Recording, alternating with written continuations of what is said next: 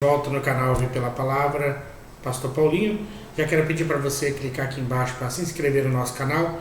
Tem um sininho aí logo do lado para você também clicar, para você ser notificado cada novo vídeo que a gente colocar aqui no nosso canal Ouvir pela Palavra, tá bom? Bom, nós estamos aqui no canal Ouvir pela Palavra, temos aí as nossas redes sociais. Você pode me seguir no Instagram, no Facebook, está aqui na descrição desse vídeo o link para você clicar para nos seguir ali no Instagram e também no Facebook. Nós formamos um grupo de professores de Escola Bíblica Dominical da revista da editora Betel. Se você desejar, coloque o seu nome e o seu número de WhatsApp aí nos comentários do vídeo, que nós vamos adicionar você nesse grupo de professores da Escola Bíblica Dominical, tá bom? Nós também estamos aqui oferecendo o maior treinamento de professores de Escola Bíblica Dominical do Brasil, isso mesmo. Você tem a chance de fazer parte desse grande número de pessoas que estão se qualificando para dar uma boa aula, para passar os conteúdos de maneira mais didática. Você é o meu convidado a fazer parte desse projeto. Você vai poder fazer esse curso aí nas suas horas vagas, baixar a apostila, assistir as videoaulas, enfim, você pode fazer aí no conforto da sua casa, tá bom? Tendo no celular apenas você consegue fazer. Então tá aí. Eu vou deixar aqui na descrição desse vídeo o link para você clicar para saber como fazer parte aí desse maior treinamento de professores de Escola Bíblica Dominical do Brasil, tá certo? Nós vamos hoje comentar a lição de número 12, né, que tem o seguinte título: Testemunho dos Evangelhos sobre a existência de Jesus. Nós vamos ver então o texto áureo da lição, que diz que o Verbo se fez carne e habitou entre nós. E vimos a sua glória como a glória do unigênito do Pai, cheio de graça e de verdade. Então, o fato é que Jesus veio do céu, né? Habitou entre nós, nós vimos a sua glória como a glória do unigênito do Pai, cheio de graça e de verdade. Coisa boa, né? Então é isso que aconteceu e nós temos essa plena certeza, essa convicção exata de que Jesus foi um homem real. Jesus não foi aí um produto da imaginação humana, um simples espírito, um fantasma. Não, ele foi um homem real, né? A ponto de conviver entre os homens. Então ele convive aqui entre os homens e isso a gente vê notoriamente descrito aí nos evangelhos. Como objetivo, a principal introdução aqui da lição, nós vamos ver que o principal testemunho cristão sobre Jesus são os evangelhos, né? Eles resumem, cada um à sua maneira, a catequese oral dos primeiros decênios do cristianismo sobre a pessoa, as palavras e as obras de Jesus. Então, o principal testemunho são os evangelhos, porque cada um deles, vamos dizer assim, dentro da sua própria maneira, do seu próprio jeito, né? Da sua própria característica, vão aí descrever os ditames do Evangelho, quais são os primeiros instruções de Jesus, estão aí nos Evangelhos. A nossa lição tem 3 objetivos e nós vamos trabalhar agora o objetivo de número da lição, que nos chama a estudar o Evangelho de Jesus segundo escreveu São Mateus. Então a gente vai dar agora uma pincelada acerca do Evangelho de Jesus que Mateus escreveu. Aí vem o ponto 1 da lição, que diz que Mateus e o seu Evangelho. O conteúdo do Evangelho de Mateus mostra a intenção de provar que o surgimento de Jesus não foi por acaso. Ele foi profetizado nos escritos que os judeus tanto veneravam. Quais são esses vernáculos? São a lei de Moisés, os profetas, os salmos, ou seja, em suma, o Antigo Testamento. Então, o texto que Mateus escreve também é uma chamativa, né? Ou seja, é um tratado, é um apelo, tentando provar aos judeus, conseguiu, né, provar aos judeus quem de fato era Jesus Cristo. Agora, Mateus, quando escreve esse evangelho para os judeus, ele mostra uma linhagem segundo os padrões judaicos, ou seja, através dos ancestrais do pai da criança.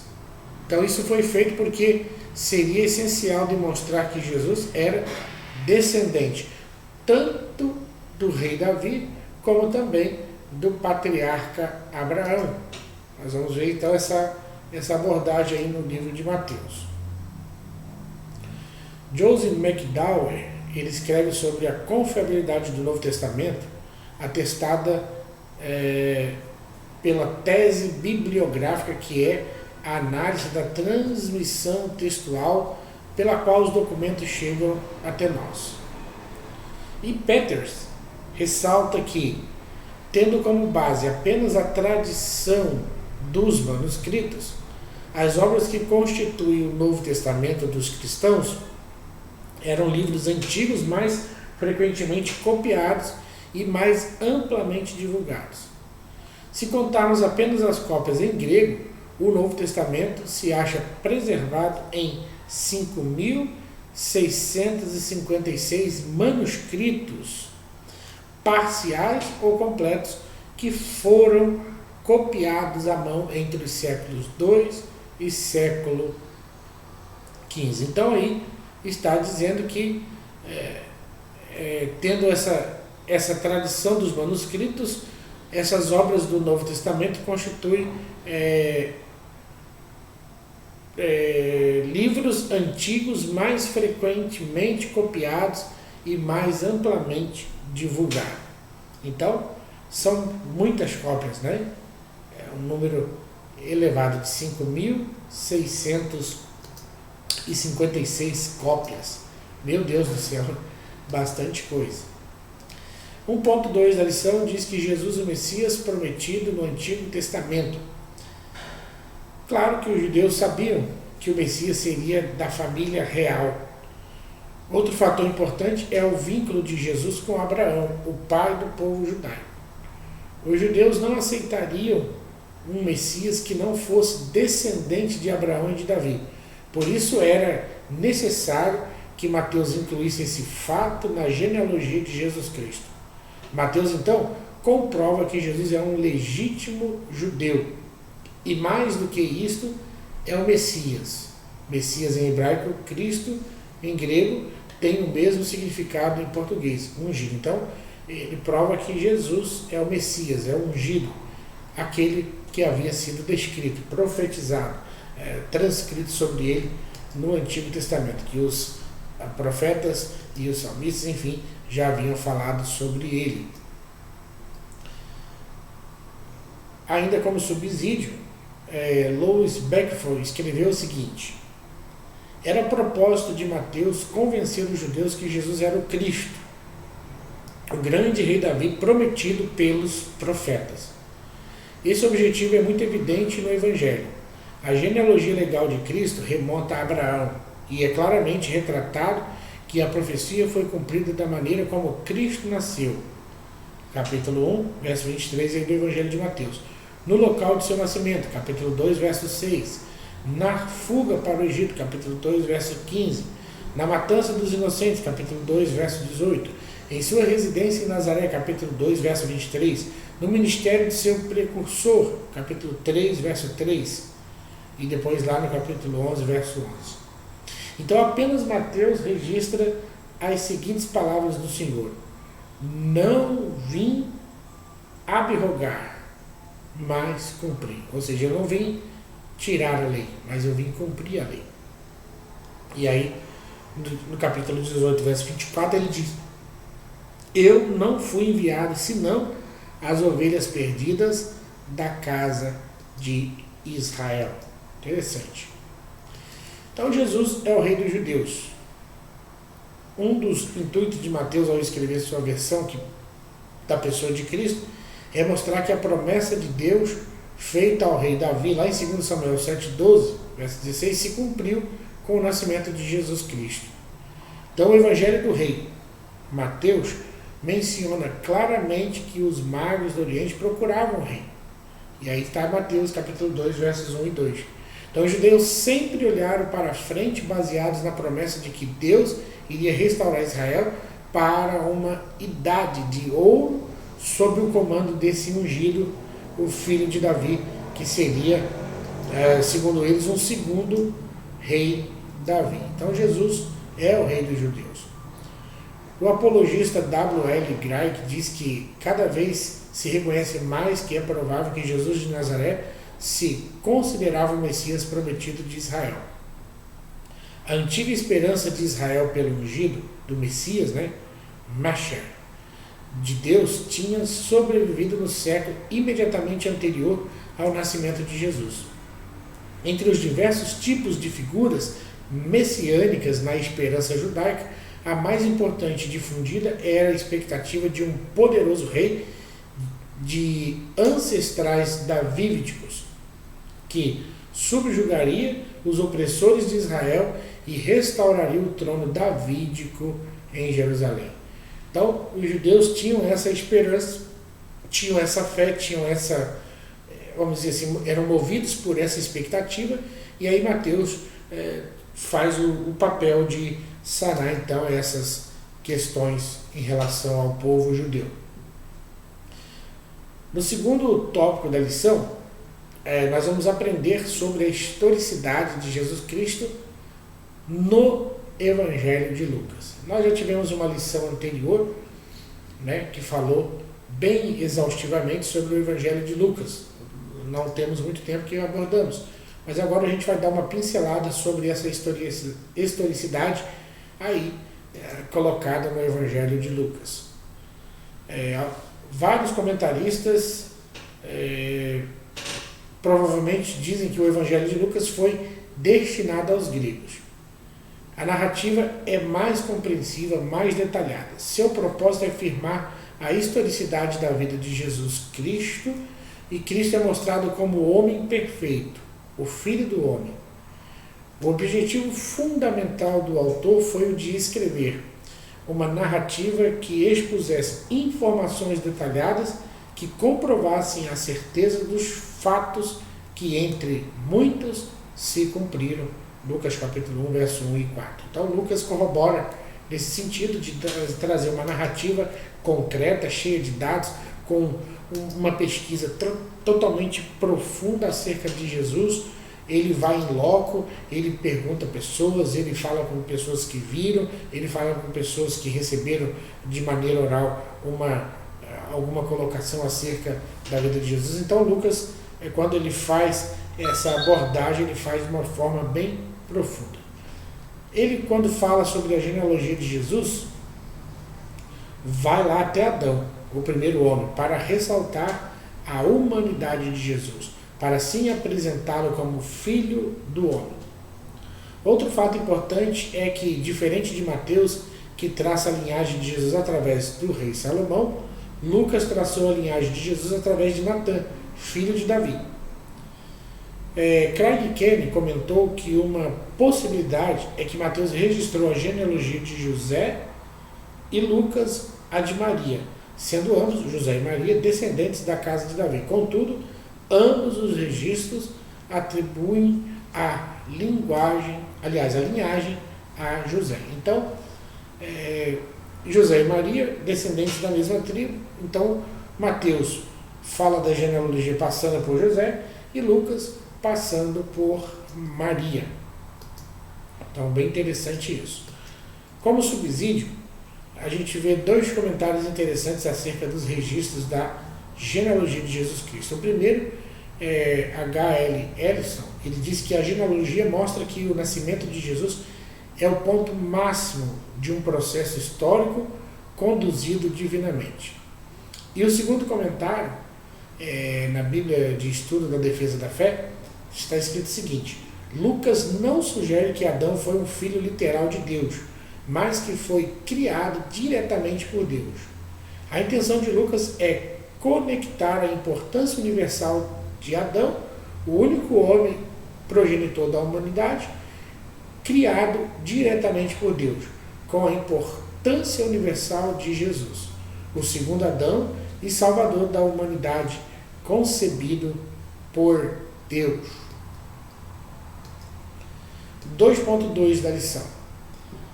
Para Lucas, que é o texto que nós estamos agora observando, Jesus foi homem verdadeiro, nascido de mulher, com credenciais genealógicas que comprovam a sua autenticidade. Por isso, sentiu no seu corpo o que todo ser humano sente, e assim identificou-se plenamente com todos os homens. Em Gênesis 3,15, temos a promessa do surgimento de Jesus Cristo, o Salvador da humanidade, não só dos judeus. Nós temos nesse texto bíblico 3 promessas. Primeiro, prediz o nascimento de Jesus, oriundo do nascimento da semente da mulher, uma virgem sem a interferência da semente do homem. Segundo, a promessa revela o sofrimento de Jesus, a sua morte na cruz, que Satanás o feriria o calcanhar, que está ali no texto, né? Então, a gente vê essa segunda parte como o sofrimento de Jesus. E terceiro, a vitória de Jesus sobre Satanás. Cristo ferirá a cabeça de Satanás. O que Jesus fez na cruz foi uma vitória pelo que ele passou e aniquilou o que tinha o império da morte, ou seja, Satanás. Está em Hebreus 2,14. E transportou os que creem para o seu reino. Todos aqueles que o aceitam como Senhor e Salvador são aí transferidos para o reino de Deus. O pastor Marcos Santana escreveu a seguinte colocação. Encontramos em Gênesis 3,15, chamado de proto-evangelho, que significa primeiro evangelho, pois contém a primeira promessa que aponta para uma vinda do Messias, a origem e a realidade da batalha espiritual, o grande vencedor, Jesus Cristo, a promessa e a garantia da vitória. É relevante notar como esse versículo já ressalta, antes da promessa e condições ao ser humano, a vinda de Jesus Cristo, a derrota do inimigo e a vitória garantida. Todo o restante da Bíblia é o registro progressivo do cumprimento desse versículo. Vemos aí 2.3 da lição, falando sobre o Antigo Testamento, pré-anunciava o surgimento de Jesus Cristo. Quando Lucas registra o episódio ocorrido no caminho de Emaús com 2 discípulos, onde Jesus os repreendeu dizendo que eles eram nécios e tardios de coração para crer no que os profetas disseram, e começando por Moisés e por todos os profetas, ele explicou-lhes o que dele se achava em todas as Escrituras.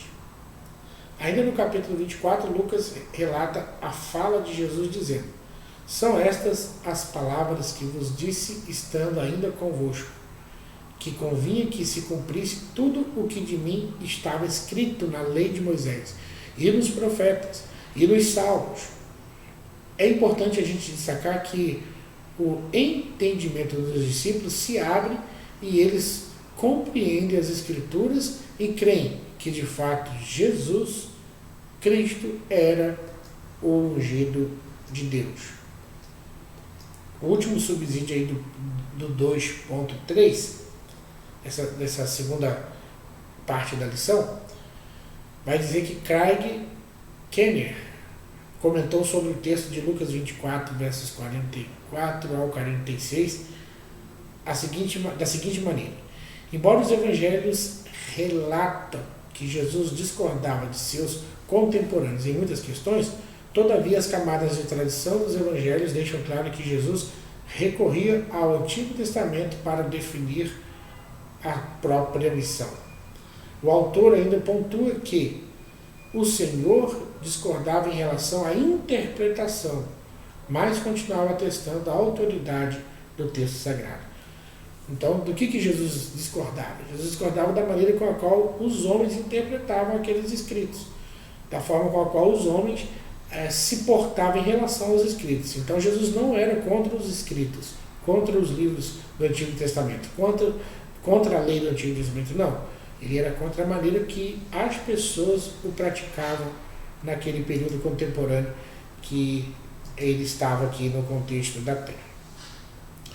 Terceiro e último objetivo da lição pede para que nós verifiquemos como o evangelista Marcos apresenta Jesus. Então nós falamos de Mateus, falamos de Lucas, e agora nós vamos ver como Marcos faz essa apresentação de Jesus.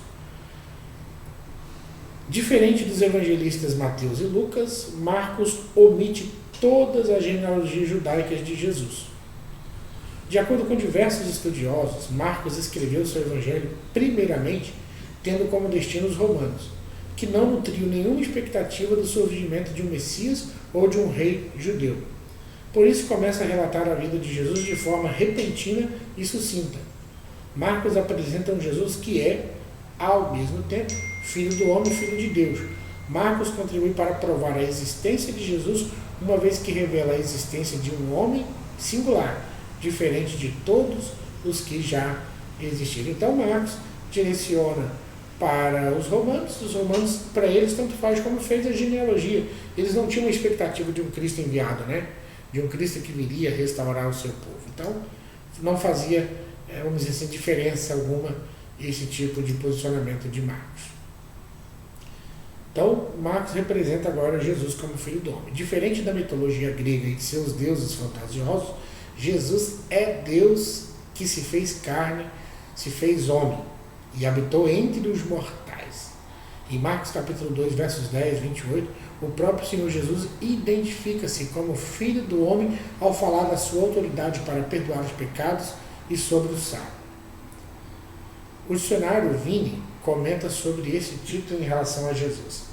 Ele não é apenas homem, mas é o filho do homem, não pela geração humana, mas de acordo com o uso semítico da expressão, participando das características, exceto o pecado, da humanidade que pertence à categoria do gênero humano. Então Jesus, filho do homem, e Marcos apresenta ele, né, como sendo aquele que estava entre os homens, que tinha essa condição humana e que o próprio Cristo também manifesta sua autoridade como filho do homem, quando ali ele fala, né, para que saibais que o filho do homem tem poder na terra para perdoar pecados. É interessante. Jesus, então, como filho do homem, Ellison comentou acerca do filho do homem da seguinte forma: o título filho do homem ocorre 31 vezes em Mateus, 14 vezes em Marcos, 25 vezes em Lucas, 13 vezes em João e sempre é usado pelo próprio Jesus. Esse título parece ter dois usos principais, ambos com algum paralelo no uso judaico, embora nunca sejam combinados. Jesus é o homem celestial ideal, o servo de Jeová. Além disso, ele é o homem celestial que virá com as nuvens do céu como um juiz. Em ambos os sentidos, destacava o elo entre Jesus e aqueles a quem tinha vindo salvar e perdoar os seus pecados. Marcos apresenta Jesus como servo sofredor, né? Vivendo no meio de marginalizados, tocando os leprosos, comendo com pecadores, acolhendo a mulher impura. Marcos narra um Deus que reincorpora os marginalizados na vida social em vez de excluí-los, prática comum dos deuses mitológicos. Marcos mostra a atitude de Jesus que tira a imagem de um Deus inatingível, vingativo e punitivo, como mestre e guardião da lei, por quem os fariseus e os essênios esperavam. Marcos vê em Jesus um Deus que não explora as pessoas nem as domina, diferente dos deuses então venerados, mas que veio para servi-las. Marcos 10:45. Então, os deuses mitológicos deveriam ser servidos e Marcos apresenta Jesus, que é um Deus que se manifesta para servir, ou seja, para estar a serviço das pessoas. Jesus, o servo sofredor, aí o subsídio diz assim que não há consenso entre os estudiosos quanto à exatidão da data, local e propósito que envolveram a obra literária de Marcos. Porém, Craig registrou em seu comentário: as sugestões mais comuns são as de que Marcos escreveu seu evangelho para os cristãos romanos no período da grande perseguição na capital do Império, por volta de 64 d.C., ou da que redigiu sua obra pouco antes do fim da Guerra Judaico-Romana, 66 a 70 d.C. Quanto à influência do apóstolo Pedro nos escritos de Marcos, Louis Barkerphone escreveu: a relação de Marcos com Pedro merece atenção especial. Tinha um relacionamento muito especial os dois. O evangelho escrito por Marcos insere perguntas sobre a identidade de Jesus. Quem diz os homens que eu sou? A questão proposta não tem uma única resposta. Até hoje as pessoas continuam tentando responder quem é Jesus. Personagem original. Não tem êmulo nem literatura. Personagem perfeito. Nunca peca, nunca erra. Personagem de caráter perfeito. Nunca sofre alteração. Personagem de caráter singular. Virtudes sem precedentes. Personagem de caráter universal. Nele nada há de local ou temporal. Jesus é narrado como forma tão clara que possui sinais inequívocos de realidade. Então Jesus é um ser real. Marcos registra diversas perguntas feitas acerca de Cristo. Que é isto? Mas quem é este? De onde ele vem? Que sabedoria é esta? És tu o Cristo? Tu és o Rei dos Judeus? Lawrence Richards escreveu assim: Jesus irrompe inesperadamente em cena, como se brotasse do chão. Conhecemos o Cristo já adulto, dando início ao seu ministério com toda a força e vigor. Mas a intenção de Marcos é certificar-se de que seus leitores irão compreender que Jesus realmente é. Logo no início, Marcos deixa claro no seu evangelho que visava que Jesus Cristo era Filho de Deus. E logo trata de comprovar essa verdade. Concluindo então a nossa lição, as narrativas do Novo Testamento sobre Jesus estão além da capacidade que o homem tem de inventar. Todos os esforços para dar à história de Jesus o caráter de mito têm se esboroado contra a poderosa realidade do seu caráter e de sua influência por aproximadamente 2000 anos. Aguardo você na nossa próxima aula aqui no nosso canal, quando nós vamos falar sobre a relevância da experiência cristã, a última lição do nosso trimestre, último domingo de dezembro. Desejo a você uma boa virada de ano, que Deus te abençoe, que você passe aí a virada do ano na presença de Deus. Você de certo já teve aí suas festas natalinas, né? Que você tenha aí um Feliz Natal e um ano de muitas vitórias da parte do Senhor. E nós vamos continuar aqui no canal Ouvir pela Palavra, nesse ano de 2020, falando acerca das lições bíblicas da Escola Dominical. Deixa eu voltar aqui. Nós estamos aí, então oferecendo o maior treinamento de professores da Escola Bíblica Dominical do Brasil. Está aqui na descrição desse vídeo o link para você clicar para saber como fazer parte. Também nós criamos um grupo de WhatsApp para professores da Escola Bíblica Dominical da editora Betel. Você também que deseja participar, deixa aí o seu nome e o seu número de WhatsApp, tá bom? Siga a gente nas redes sociais, no Instagram, no Facebook, compartilhe os nossos vídeos, se inscreva, clique no sininho para as notificações, dê um like, tá bom? Tudo isso é importante para nós aqui no canal Ouvir pela Palavra, tá certo? E meu desejo é que Deus te abençoe. Aguardo você aqui na nossa próxima aula. Um grande beijo no seu coração. Que Deus abençoe a sua vida de maneira poderosa, poderosíssima, tá bom? Fique na paz do Senhor. Esse é o desejo do meu coração.